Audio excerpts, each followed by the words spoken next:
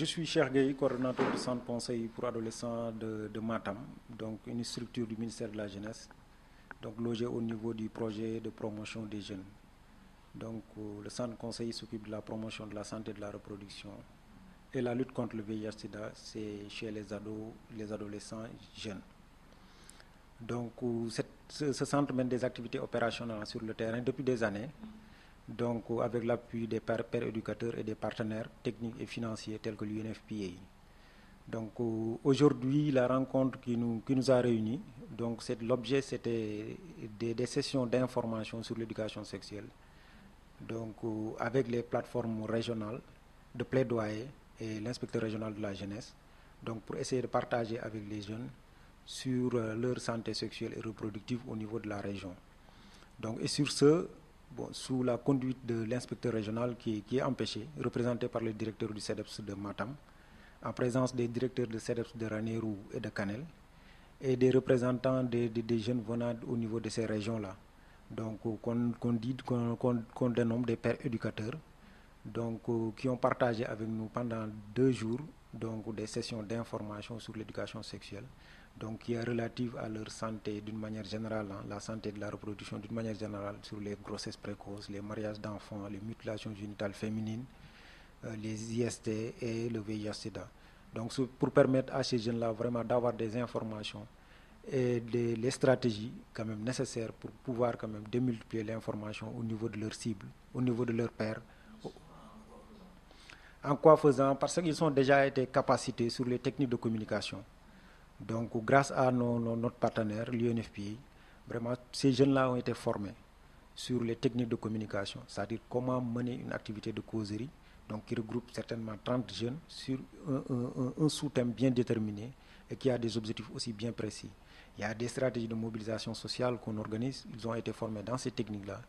Des stratégies de plaidoyer, donc comment faire un plaidoyer auprès des autorités locales, auprès des autorités administratives, auprès des décideurs, quand même vraiment pour intégrer ce volet quand même de la santé et de la reproduction. Ils ont été aussi capacités sur les stratégies avancées, donc comment dérouler une stratégie avancée de lutte contre le VIH/SIDA. Donc ils ont été capacités sur toutes les techniques de communication, donc qui leur permettront vraiment de dérouler ces activités sur le terrain et d'atteindre leur cible. Vous savez que nous, notre objectif, c'est l'éducation par les pairs.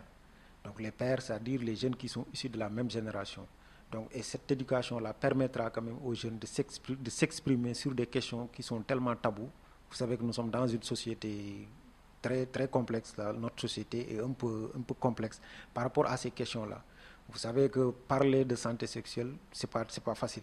Donc, il faut quand même essayer de passer par les pairs, par ces jeunes qui sont toujours ensemble et qui se retrouvent dans le mouvement associatif, qui se retrouvent dans des ASC de quartier, dans les ASC de village, pour que ces jeunes-là puissent vraiment avoir ces informations relatives à leur santé. Étant donné qu'il y a plusieurs acteurs qui interviennent dans le domaine. Il y a le GEP qui est au niveau de l'école, il y a la société civile, il y a le mouvement navétane, etc. Il y a vous, la presse aussi, qui fait ce travail-là. Donc nous aussi, nous avons notre part quand même pour permettre à ces jeunes-là qui ne sont pas à l'école, qui ont abandonné l'école, vraiment d'avoir ces informations-là. Et il faut passer par ces organisations de jeunes pour faire passer le maximum d'informations possibles. Donc la situation, elle est un peu difficile parce que vous savez que comme à chaque fois, nous, c'est des activités de prévention qu'on mène, mais les autres activités curatives au niveau de la santé. Mais aussi nous, tout ce que nous faisons est capitalisé au niveau des districts de santé, par exemple dans les districts d'intervention. Donc la situation, elle est un peu difficile quand même, parce que le taux de grossesse est très élevé, les mutilations génitales sont pratiquées jusqu'à présent, les infections sexuellement transmissibles sont là. Bien vrai que le VIH, quand même, machallah, quand même, on a eu un taux qui est assez faible, quand même, et on a maintenu ce taux, mais c'est vrai que ça relève des disparités au niveau de la région. Si vous allez par exemple dans le département de Kanel, un département très difficile d'accès, donc là aussi on note des disparités quand même par rapport à ce taux-là au sein de la jeunesse. Mais au sein des ados, quand même, vraiment ce taux est acceptable, quand même, et nous parvenons quand même à maintenir ce taux-là, et on va essayer quand même avec la sensibilisation pour qu'on puisse quand même vraiment baisser ce taux et avec l'atteinte des 3,90 des ODD. Voilà.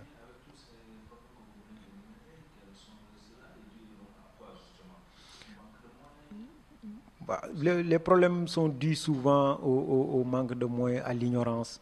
donc à la pauvreté, au manque d'information et aux structures de santé qui sont adaptées à l'information de la santé des ados jeunes.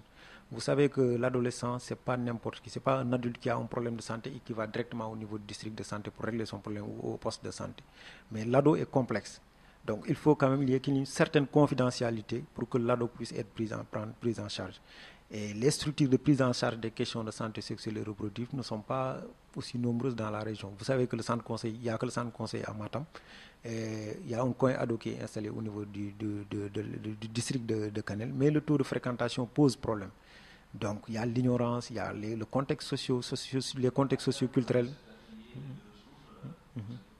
Ouais, je suis très optimiste parce que vraiment, avec les directeurs, ils ont fait un diagnostic et ils se sont engagés quand même, les directeurs de CEREP sont engagés avec les pères éducateurs d'être sur le terrain et de vraiment de faire un plaidoyer auprès des autorités, aussi religieuses que coutumières et qu'administratives, pour que cette question-là puisse être prise en charge. Donc vraiment, je suis optimiste et je crois que d'ici sous peu, et nous lançons un appel quand même à l'endroit des partenaires quand même, vraiment de continuer à appuyer cette cible-là. Parce que si on la laisse, donc le problème va perdurer et que c'est l'avenir de demain. Nous comptons sur cette jeunesse-là quand même pour construire notre pays-là. Donc vraiment, nous lançons un appel au niveau de l'État, au niveau des collectivités locales. On l'a même brossé dans l'atelier pour demander aux collectivités locales vraiment d'appuyer cette cible-là. Vous savez que de s'impliquer, beaucoup plus s'impliquer quand même pour prendre en charge cette question-là. Parce que c'est une question très complexe de santé sexuelle qui est souvent laissée en rade, parce que les gens n'en parlent pas. On ne discute pas de santé sexuelle au sein de nos familles. Ça, vous le savez. Quand on parle de sexualité au sein de la famille, on dit que ce gars-là, il est banni. Il est un peu banni par la société. Donc, c'est pourquoi nous lançons un appel, aussi bien les parents, les autorités académiques, les autorités territoriales et aussi les autorités administratives, vraiment d'appuyer cette couche-là pour que nous puissions vraiment régler définitivement cette question, ce qui n'est pas du tout facile.